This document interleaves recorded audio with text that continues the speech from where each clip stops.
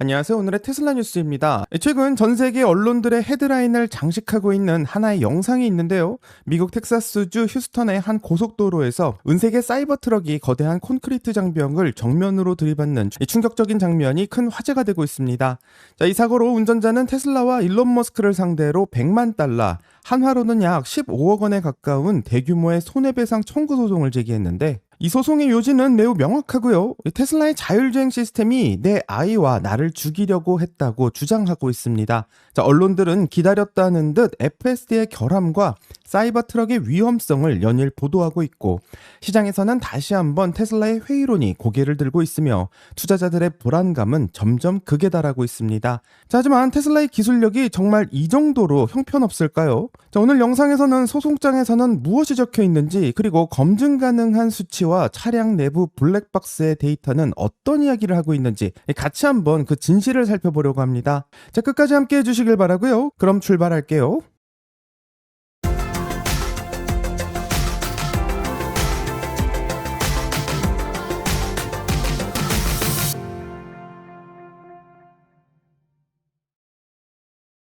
간단한 전기차 뉴스부터 확인해 본다면, 테슬라가 독주하고 있는 전기 세단 시장에서 독일의 전통 강자인 BMW가 아예 작정하고 만든 새로운 전기차를 들고 나왔습니다. BMW는 과거 컴팩트 해치백의 이미지를 완전히 벗어버리고 3 시리즈의 영혼을 계승했다고 말하는 순수 전기 스포츠 세단 뉴 i3를 전격 공개했는데요. 이번에 공개된 i3 모델은 BMW의 차세대 전기차 전용 플랫폼인 노이어 클라세를 기반으로 설계되었고, 공개된 재원을 보면 상당히 흥미로운 점들이 발견되고 있습니다. 1회 충전 거리가 무려 708km라고 하며 약 440마일에 달하는데, 이 듀얼 모터 4륜구동 시스템을 탑재해 최고 출력은 463마력을 보여주고 있고, 이는 BMW의 고성능 모델인 M3의 영역을 위협하는 수준입니다. 여기에 800V 고전압 시스템을 채택해 최대 400kW의 초고속 충전을 지원하며 10분의 충전만으로도 400km의 주행거리를 확보할 수 있다고 말합니다. BMW는 이번 모델부터 기존의 각형 배터리 대신 원통형 배터리셀을 채택하고 있고, 또한 배터리팩을 자체 구조물로 활용하는 셀2팩 공법을 도입해 차체의 강성을 높이고 실내 공간의 효율성을 극대화했다고 말합니다. 생산은 올해 8월부터 시작될 예정이고, 북미 시장에서는 2026년 말이나 2027년 초에 인도될 것으로 보이는데, 흥미로운 점은 BMW가 테슬라가 걸어온 길을 정말 그대로 따라가고 있다는 것이고요. 원통형 배터리셀을 사용하는 것이나 배터리를 차체의 일부분으로 만드는 구조적 배터리 설계 역시 테슬라의 4680 배터리와 기가프레스 전략을 똑같이 따라하고 있습니다. 독일 완성차 업체들도 이제는 테슬라의 제조 방식이 전기차의 정답임을 인정하고 있다는 것을 확인해 볼 수 있는데요. 하지만 이 모델은 테슬라의 모델 3보다는 모델 S를 정조준하고 있는 것 같고, BMW는 가격보다는 운전의 즐거움과 고급스러운 실내 경험으로 승부수를 던지고 있습니다. 여기에 들어가는 17.9인치 대형 디스플레이와 아마존 알렉사 기반의 AI 비서를 넣어서 테슬라의 미니멀리즘과는 다른 경험을 선사할 것이다 라고 말하고 있는데, 테슬라와 BMW의 차량을 갈라놓을 것은 바로 충전 인프라라고 생각하고요. BMW에서 얘기하고 있는 400kW급 충전은 경이로운 속도일 수 있지만, 이것을 가능하게 만들 수 있는 초고속 충전기의 보급은 매우 더딘 편이고, 테슬라의 슈퍼차저 네트워크와 비교한다면 상당히 부족한 실정입니다. BMW가 3 시리즈라는 가장 강력한 무기를 전기차로 취환하면서 내놓겠다는 이 도전장이 과연 테슬라의 점유율을 뺏어올 수 있을지 궁금하고요. 이 BMW가 이 모델로 테슬라의 왕좌를 흔들 수 있을지 같이 한번 지켜보겠습니다. 다음 소식은 테슬라의 사이버 트럭이 이번에는 새로운 소프트웨어 업데이트를 통해서 사이버 트럭의 안티 도어링이라는 보호 기능을 공식적으로 배포하기 시작했습니다. 이번 업데이트의 핵심은 주차된 상태에서 문을 열 때 발생하는 사고, 즉 도어링을 방지하는 것인데, 작동의 원리는 테슬라의 강점인 비전 시스템을 활용하는 것이고, 차량이 주차된 상태에서 카메라가 사각지대로 누군가 접근하는 이런 자전거나 보행자 또는 다른 차량을 감지할 때 위험이 감지되면 버튼을 눌러도 문이 열리지 않게 해서 이 사고를 미연에 방지하고요. 승객은 잠시 기다린 후 버튼을 다시 한번 눌러야만 문을 열 수 있는 이중 확인 절차를 만들어 놓고 있습니다. 이 기능은 이미 신형 모델 3와 모델 Y의 표준으로 탑재되어서 호평을 받았지만 이 사이버 트럭의 오너들도 별도의 하드웨어 추가 없이 이 소프트웨어 업데이트만으로 같은 기능을 사용할 수 있게 됐는데, 이 미국 시카고의 데이터를 보면 2011년 한 해에만 시카고에서 344건의 도어링 사고가 발표되었고, 도시 전체 자전거 사고의 약 20%에 달하는 사고가 도어링 때문에 발생하고 있습니다. 이 거의 매일 하루에 한 번꼴로 문 열림으로 인한 사고가 발생한다는 뜻인데, 이 미국의 통계에 따르게 되면 10년간 도어링으로 인한 부상자만 17,000명 이상으로 추정되고 있고, 특히 사이버 트럭처럼 문 자체가 크고 견고한 차량일수록 도어링으로 인한 충격은 다른 승용차보다는 훨씬 더 치명적일 수 있기 때문에 테슬라는 안전에 만전을 기하는 것 같습니다. 자, 테슬라가 자랑하고 있는 OTA 소프트웨어 업데이트로 인해서 이런 안전적인 장치들은 계속 더 강화될 것이라고 생각하고요. 테슬라 오너들뿐만 아니라 이 모든 사고를 미연에 방지하려고 노력하는 테슬라의 장점이 돋보이는 업데이트라고 생각할 수 있습니다. 자, 다음 소식은 좀 놀라운 소식인데요. 테슬라의 심장이라고 불릴 수 있는 4680 배터리의 기술을 둘러싸고 거대한 법적 전쟁이 터졌다는 소식입니다. 테슬라의 핵심 공급사였던 매튜스 인터내셔널은 이 언론을 통해서 자신들이 승리를 했다라는 보도자료를 냈지만, 테슬라에서는 파렴치한 기술의 도둑질이라며 정면 반박에 나섰는데요. 이번 분쟁의 핵심은 테슬라의 독보적인 기술인 건식 전극 공정이고, 이 매튜스 인터내셔널 측은 최근 중재판정부로부터 자신들의 독자적인 건식 공정 설비를 판매할 수 있는 권리를 인정받았다고 발표했는데, 테슬라가 요청한 광범위한 판매 금지 명령이 기각되었다라는 점을 강조하면서 사실상 승소한 것이라고 포장하고 있습니다. 하지만 테슬라의 4680 배터리 프로그램을 총괄하고 있는 본 에글스턴 부사장은 X를 통해서 이 분노를 표출하고 있고요. 이 매튜스가 테슬라의 독점 소프트웨어와 정밀 기계의 설계도를 다른 고객사 제품에 그대로 복제하려다가 현장에서 걸렸다라고 폭로하고 있습니다. 자, 테슬라는 매튜스가 3년 동안 거짓말을 하면서 테슬라의 핵심 기밀을 경쟁사들에게 빼돌렸다고 주장하고 있고, 테슬라가 산정한 피해 규모만 10억 달러, 하나로는 약 1조 5천억 정도에 달합니다. 자, 테슬라의 건식 공정은 배터리 제조 비용과 공장의 면적을 획기적으로 줄여주는 테슬라의 마법과도 같은데요. 경쟁사들이 이 기술을 탐내는 이유는 매우 명확합니다. 테슬라의 배터리만큼 효율을 낼 수 있는 가장 빠른 지름길이기 때문이고, 테슬라가 파트너십을 맺었던 공급사가 이 설계를 경쟁사에 넘기고 있다는 것은 한마디로 테슬라가 수년간 수조 원을 들여서 쌓아온 기술과 시간의 해자를 통째로 넘겨주는 것과 같다고 생각합니다. 자, 에글스턴 부사장은 고객의 직접 재산을 도둑질하는 공급사는 테슬라 생태계에 발붙일 곳이 없다라고 말하고 있고, 이는 단순히 한 기업과의 싸움을 넘어 전 세계 공급망을 향해 만약 테슬라 기술에 손을 댄다면 끝까지 쫓아가서 응징하겠다라는 강력한 메시지를 던지고 있습니다.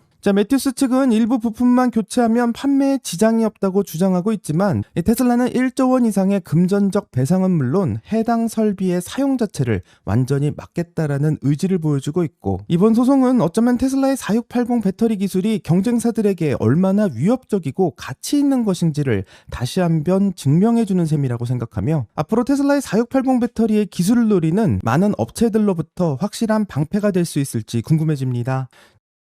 자, 이제 사이버 트럭의 뉴스로 돌아가면요, 구체적인 데이터부터 한번 살펴보려고 합니다. 자, 이번 소송은 2025년 8월 18일 휴스턴 69번 이스텍스 프리웨이에서 발생한 사고를 기반으로 하고 있는데, 이 사고 차량은 Y자 형태로 갈라지는 분기점에서 오른쪽으로 가는 곡선을 따라가야만 하지만, 이 자율주행 모드인 상태에서 직진을 선택해 고가도로의 장벽으로 사이버 트럭이 돌진했다고 주장합니다. 자, 원고 측 변호인은 테슬라가 안전보다는 마케팅을 우선시하면서 미완성된 기술을 도로 위에 깔았기 때문에 이런 사고가 났다고 주장하고 있고요. 심지어 100만 달러, 하나로는 약 15억 원에 가까운 징벌적 손해배상을 요구하고 있습니다. 자, 여기서 더 놀라운 것은 기즈모도와 일렉트럭이 보도하고 있는 이 소송의 논리인데요.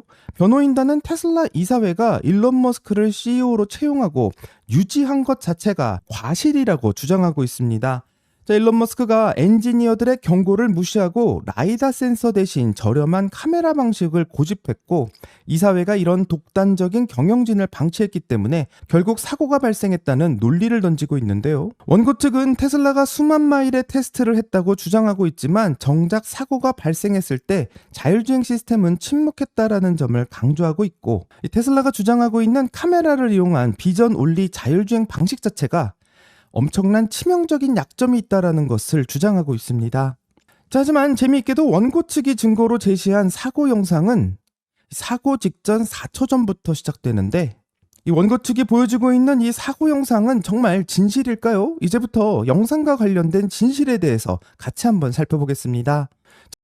자, 원고 측이 제시한 영상은 테슬라 서버에 0.1초 단위로 올라가게 되고요. 이 모든 사고의 기록을 확인할 수 있습니다. 자, 일론 머스크는 소송 보도가 나간 직후 X를 통해서 짧은 이야기를 했는데, 차량의 로그를 확인한 결과 운전자는 충돌 4초 전에 오토파일럿을 해제했다라고 확인해주고 있습니다. 자, 이 말이 사실이라면 좀 놀라울 수밖에 없는데요. 이 사고가 발생했던 고가도로의 제한 속도는 시속 65마일, 시속 약 105km 정도인데, 시속 105km로 달리는 차는 1초에 29m 정도를 전진할 수 있고, 만약 4초 동안 같은 속도를 유지했다면 116m 정도를 이동했다라는 결론이 나옵니다. 자, 116m는 축구장 한 개보다도 훨씬 긴 거리고요. 오토파일럿이 해제된 순간부터 충돌 지점까지 차량은 축구장 한 개의 거리를 더 달려갔다는 뜻으로 해석할 수 있습니다. 자, 이 거리는 운전자가 전방을 주시하고 있었다면 브레이크를 밟거나 운전대를 돌려서 장애물을 피할 수 있는 충분한 시간과 거리가 있지만, 정말 시스템을 끈 이후 운전자는 어떤 조치를 했는지 궁금할 수밖에 없습니다.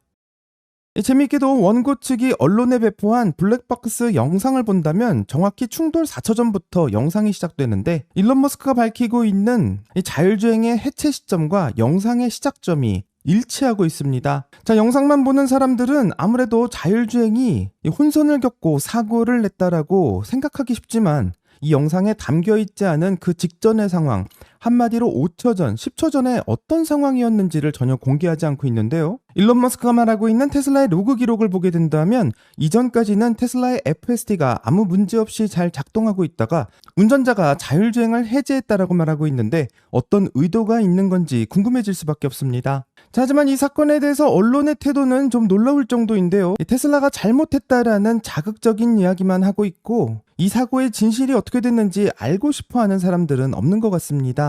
자, 우리는 왜 이런 똑같은 이야기를 계속해서 봐야 되는지가 궁금한데, 테슬라가 사고가 난다면 마치 기다렸다는 듯이 달려들고, 다른 제조사의 차량이 사고가 난다면 안타까운 교통사고 정도로 치부하고 맙니다. 자, 많은 언론들이 100만 달러의 소송을 대대적으로 보도하고 있는 이유는 테슬라라는 키워드가 들어간 공포적인 기사는 일반 기사보다 몇 배의 조회수를 보장하기 때문이고, 아무리 언론들이 테슬라의 FSD를 믿을 수 없다라는 이야기를 쓰고 있어도 정말 무시할 수 없는 것은 현재 테슬라가 만들어내고 있는 FSD의 누적 주행거리라고 생각합니다.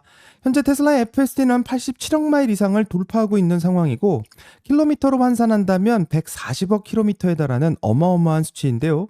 지구를 35만 번 이상 돌 수 있는 이런 데이터는 테슬라의 신경망을 학습시키는 역할을 똑똑히 하고 있는 상황입니다. 이 테슬라의 최신 안전보고서를 보게 되면 FSD를 사용 중인 차량은 미국의 평균 운전자보다 약 7.4배 정도 안전하다고 말하고 있고, 이번 사고를 통해서도 영상을 보여주면서 테슬라의 FSD 때문에 사고가 났다라는 주장을 하고 있지만, 테슬라의 로그 기록을 보게 된다면 이게 정말 FSD 관련 사고인지 아니면 운전자가 이 사고를 조작했는지 확인할 수 있는 이 모든 기록이 담겨 있는 상황입니다.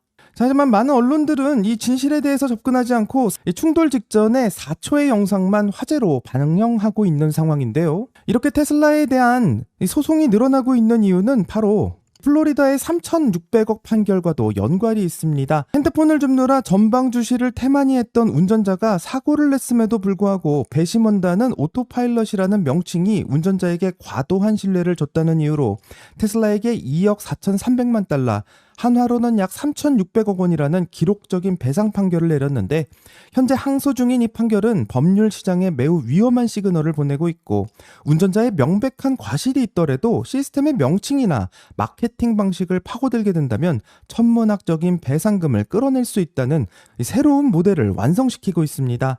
자, 그렇기 때문에 이번 소송 역시 거대한 배상금을 노린 기획된 공격이 아닌가 한번 생각해 볼 수 있는데 심지어 기즈모도와 일렉트랙이 보고하고 있는 소송장의 핵심은 차량의 오작동을 주장하는 데만 그치지 않고 일론 머스크를 CEO로 채용한 것 자체가 문제라는 이사회의 문제까지 몰아세우고 있습니다. 자, 앞서서 운전자가 분명히 실수한 것이 맞지만 이 제품의 이름 때문에 승소한 것을 두고 이번에는 이사회와 일론 머스크가 문제다라는 새로운 논리를 들고 나오는 것인데요. 결국 이번 소송은 언론이 말하고 있는 것을 볼 게 아니라 이러한 소송이 어떤 의도로 기획되었으며 테슬라가 어떻게 데이터로 방어하고 있는지가 핵심이라고 생각합니다. 자, 안타깝게도 많은 사람들은 기사를 자세히 읽지는 않습니다. 그저 자극적인 헤드라인을 읽는 정도로 기사를 봤다고 생각하는데요. 이 기사의 헤드라인이 FSD를 믿다가 추락할 뻔 또는 테슬라가 100만 달러의 소송을 당했다라는 이런 이야기들이 헤드라인에 나오게 되면 이 많은 사람들은 테슬라의 자율주행이 위험하다라는 공포에 잠식되게 됩니다. 자, 바로 이 부분이 언론이 노리는 지점이라고 생각하고요. 테슬라를 위험한 차라는 낙인을 찍게 만들게 되면 이 엔비디아의 칩으로 만든 가상 시뮬레이션 기반 자율주행이 더 믿음직하다라는 논리도 내세울 수 있고 여기에 현대까지 참여하니 테슬라보다 훨씬 더 안전할 것이다라는 여론을 형성하는 데 훨씬 유리해집니다.